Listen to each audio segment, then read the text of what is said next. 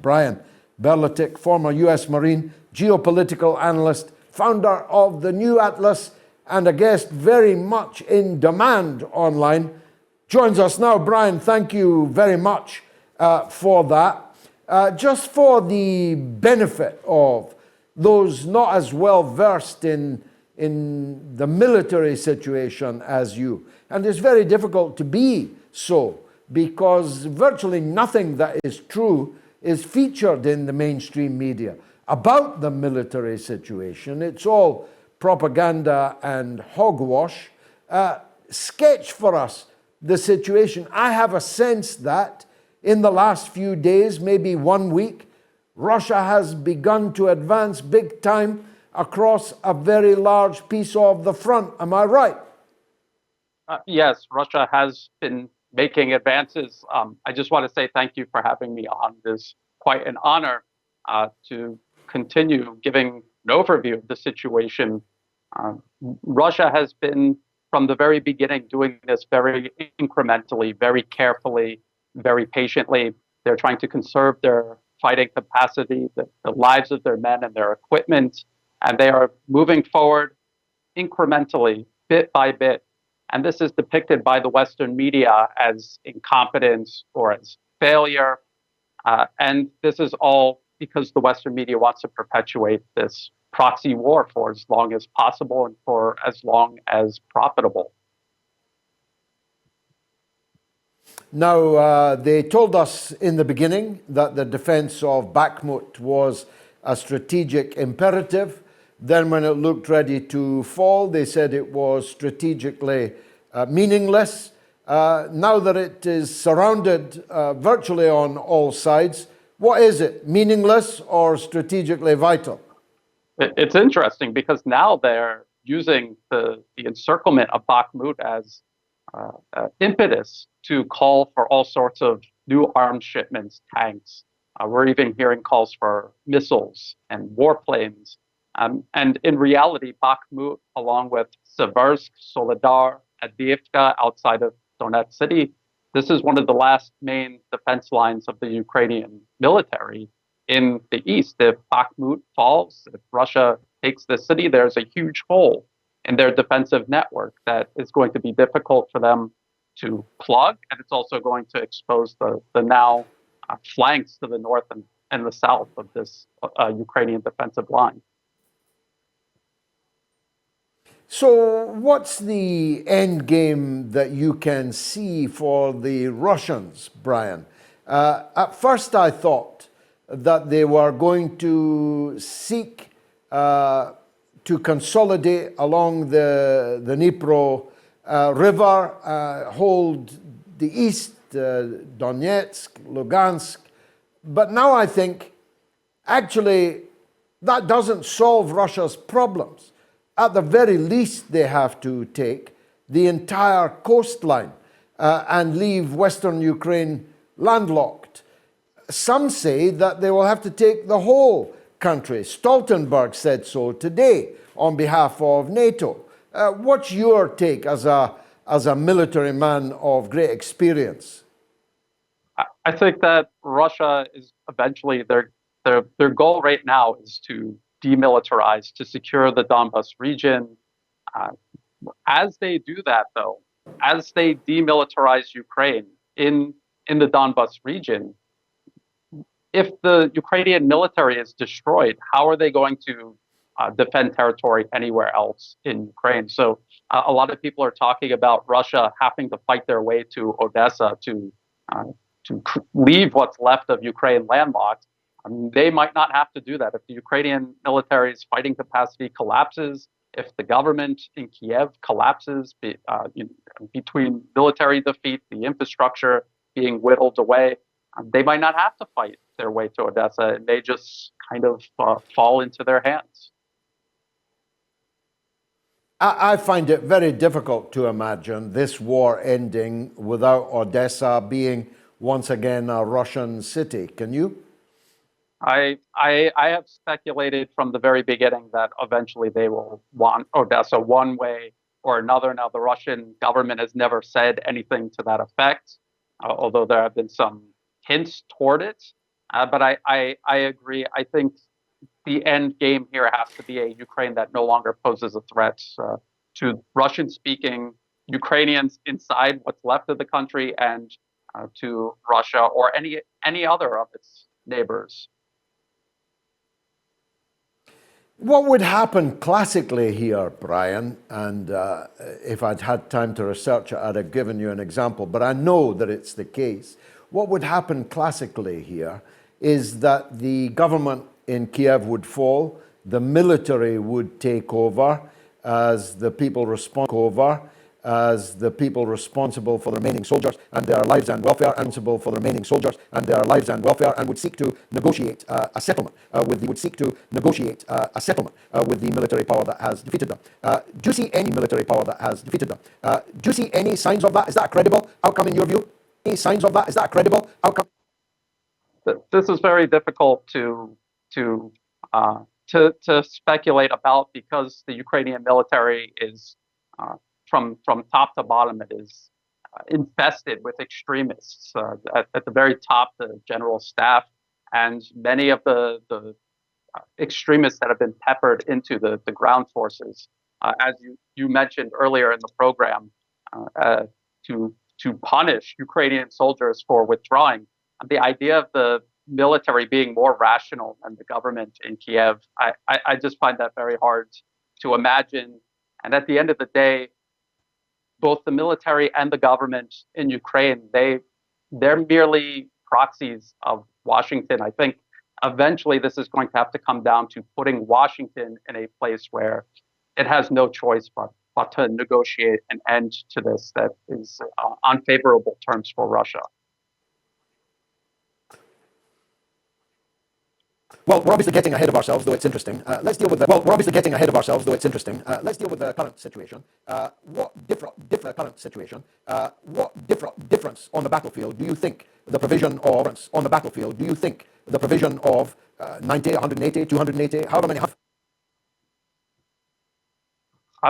These tanks that they're sending, I don't believe are going to make any difference. NATO has sent hundreds of Soviet-era tanks to Ukraine, tanks they were familiar with, that they could maintain themselves, that they had ammunition for, and Russia destroyed all of those. Now the idea is to send Western-made battle tanks that Ukraine has no experience operating or sustaining on the battlefield. They're going to have to be trained from scratch, even if they were tankers previously. This is still going to take months, if not years, to set this up.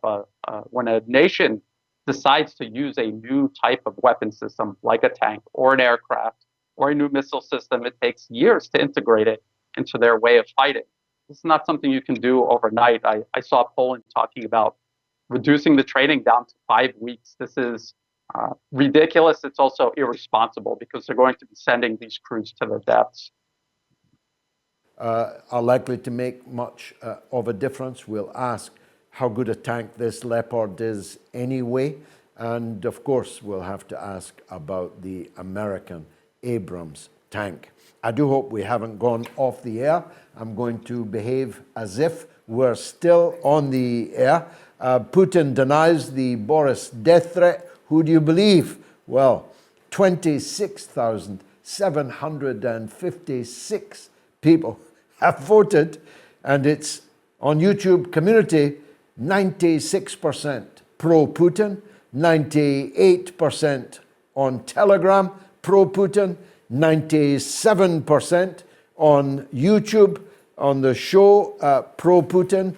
Only on Twitter, where 7,982 people have voted, is there any kind of majority for Boris Johnson. The fools in the kennels of the NATO mongrel pack didn't realize that actually there was thousands of people voting on these other platforms. You'd need, as Oscar Wilde said on the death scene of Little Nell, a heart of stone not to laugh. Whoop, whoop. Now Brian Berlatic is back. Brian, just before we were rudely interrupted, I was asking you how effective you think, just to give one example, the 2 Leopard tanks being donated by Canada might be on the battlefield. All the others coming from Germany and elsewhere are likely to be. What's your take on that? So as I was saying, NATO has already sent hundreds of Soviet-era tanks to Ukraine. Ukraine started the special military operation out with around 1,000 tanks. The ones that NATO had previously sent were tanks that Ukrainian crews would have been familiar with. Their technicians able to maintain on the battlefield.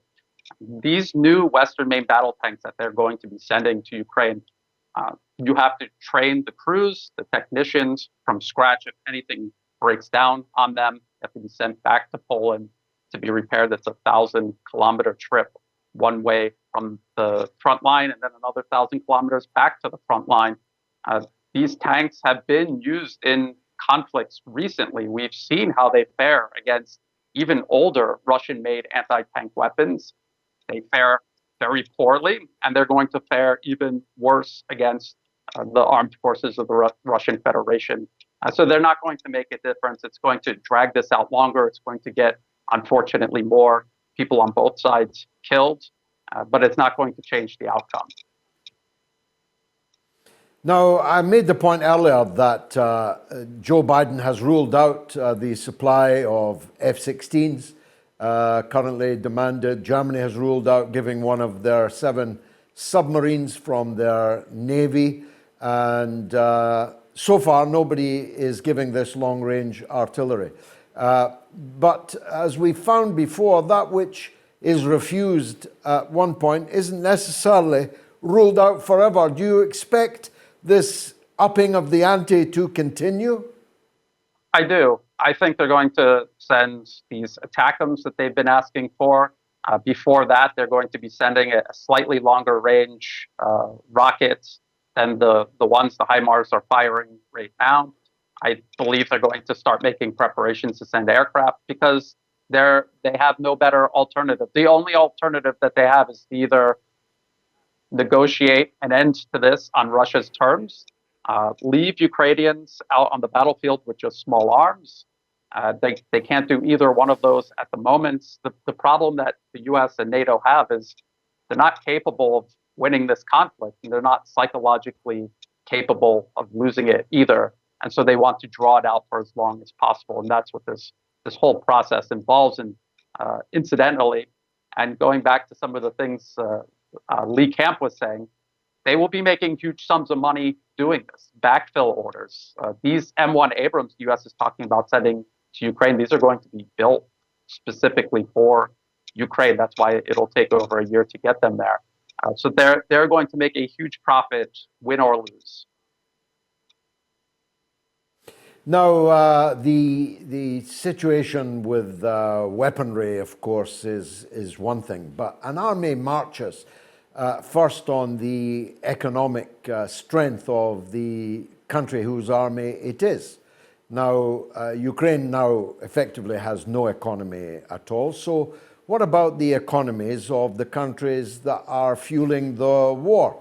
They are all in recession or about to go into recession. The German economy today in recession, the British economy in recession, the other European economies in a parlous state. And the other thing it marches on is the morale of the society back home. Now, as I said at the beginning of the show, the reason why this war cannot be honestly debated in the Western mainstream media is that there is no popular support in Western countries. It shrunk. It existed last summer, wave of sentimental waving of flags and so on, but it has rapidly shrunk and collapsed, actually, as the economic situation, the energy bills, and so on have come home to roost. So we have Western countries whose public have to be denied truthful information in order to quell any potential revolt against what we're doing. The economies of the countries doing the fueling in a parlous state, that doesn't all add up to a war-winning formula to me, does it to you? I think, unfortunately, the West will find the money to keep pumping into Ukraine. Now, as you're alluding to, it's going to make Europe suffer first and foremost. Uh, the United States to a lesser degree, but they have problems accumulating over many years of fighting endless wars to begin with. I think the real problem is going to lie with the arms industry. Despite all of the money they make, they try to maximize their profits. And to do that, they have cut corners where having your production always ready for a conflict like this does not exist. That capability does not exist, and it's not something you can turn on overnight. It's going to take them years to regain this capability, and Ukraine doesn't have years. So I think that is going to hit before anything else. The money pouring into Ukraine instead of into infrastructure and programs back across the West, that's going to hurt the public. But as you say, and as your poll that you're conducting is suffering this attack by people who are obsessed with manipulating public perception. And that's what most of this is all about, manipulating public perception as if convincing everyone that you're winning is the same as actually winning. And I think they're going to learn the hard way that it's not the same. Yes, I firmly believe that. I'm a bit surprised that, perhaps I'm being snobbish, that the British civil service dirties its hands with this kind of thing, but perhaps I'm thinking of a civil service that no longer exists. But when I see the filth, the obscenity, the misogyny, the sexism, the homophobia, obsession with male appendages and what comes out of them and so on, of the NATO support base, it shocks me that that's the best army of trolls that Western countries are able to field. I would have thought if they could have fielded a couple of hundred Brian Berlatics making a better fist of what they're trying to do, they would have more success. Are you shocked at how low grade the NATO propaganda on the ground actually is? I really am not, and it's a problem that goes all the way to the top. We see policymakers in the West. The idea that they thought that they could do this, the idea that they could just send weapons, not realizing that their industrial base is not capable of it.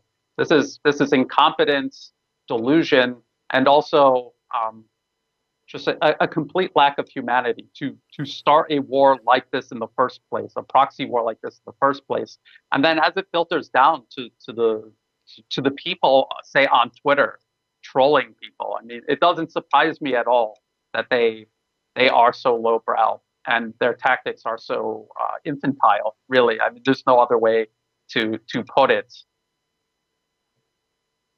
No, that's right. They're like vulgar teenage boys in their mother's attic, sitting in their vest and pants, pounding away on the keyboard. But I am, I must say, surprised at it. But what you raised there, Brian, is what I call the $64,000 question, which used to be called that when 64,000 was a lot more dollars or worth a lot more than it is today.